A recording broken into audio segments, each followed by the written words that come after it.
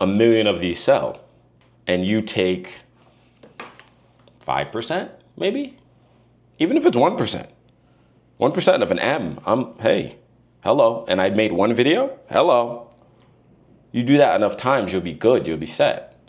And it's just you that when I first started, it's really easy to get off your rocker because you make a lot of money really quickly. You get 10 clients, right? You get 10 clients at 5K a client. It's 50K a month.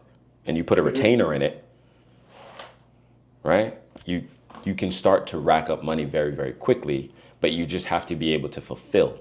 So it's one thing to get the money. It's one thing to have the package set. It's one thing to have all that set up. You need the back end set up as well. So editors, videographers, X, Y, Z. How do you, so where I'm at currently is like, my plan is to continue working within the industry, and then eventually I would like to start my own company.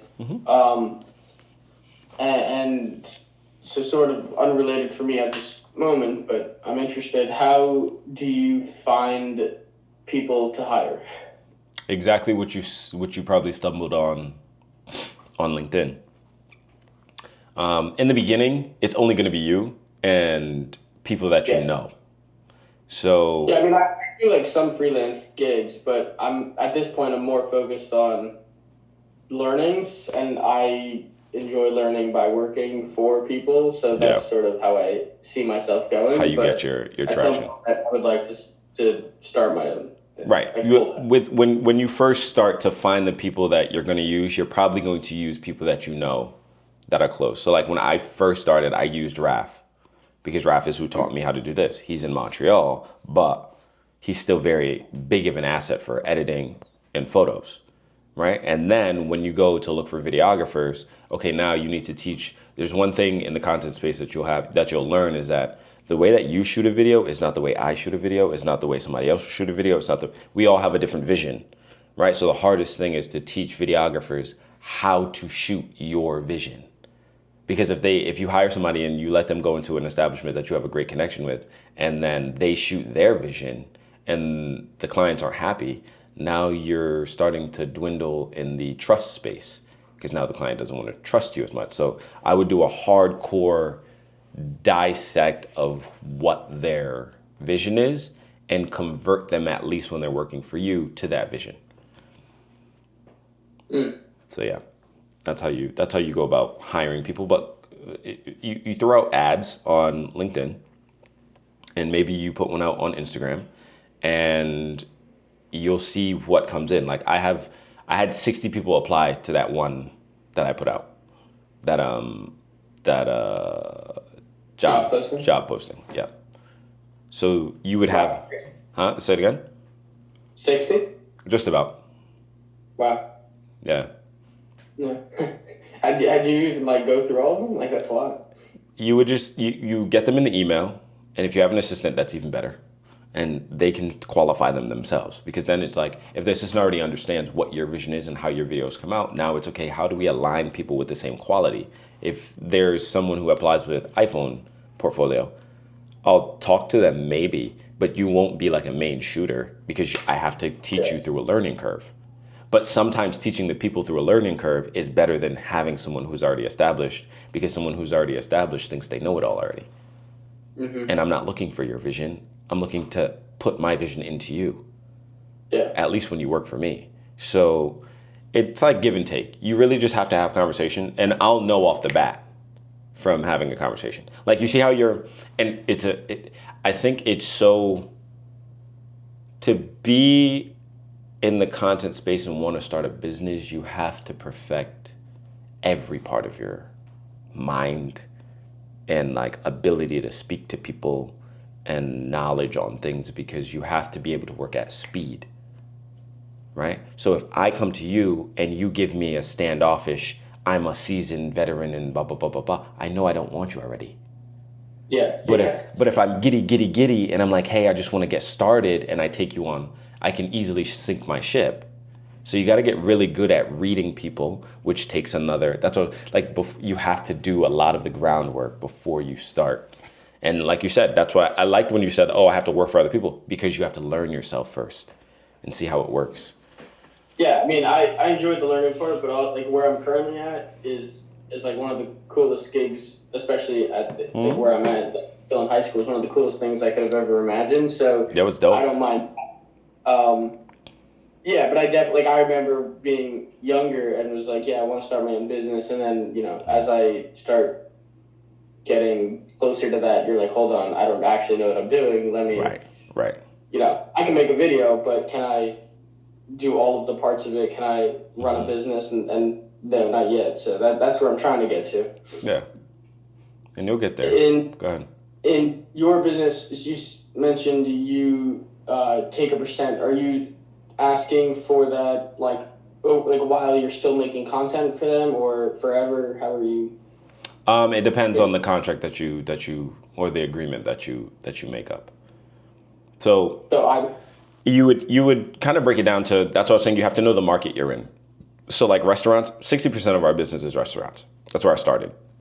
I have a very special spot for restaurants. I literally left Miami to come back home like 2 hours ago, and that entire trip was surrounded around going to see aesthetics, going to go scout restaurants, and make the push into Miami. So work is really fun, but it's just really, you have to be really on it. So when you go to make an agreement, you already understand what style or what industry you're in. So if I'm in the restaurant industry, I know that a great restaurant, like a great top of the cream de la creme, is 30% margin, profit margin. Not a lot, that's 30%, right? So how much percent are they willing to give to me? Does that make sense? So you have to understand that the market for restaurants, margin wise, is low. So, okay, cool. When you're making the agreement, now you have to also take in consideration their annual revenue. Ask them, ask all of these deep, in-depth questions, because one, they'll take you more serious because they understand that you understand the market and you know the season you're in, right? And there's also seasons in each market. So there are low seasons and there are high seasons.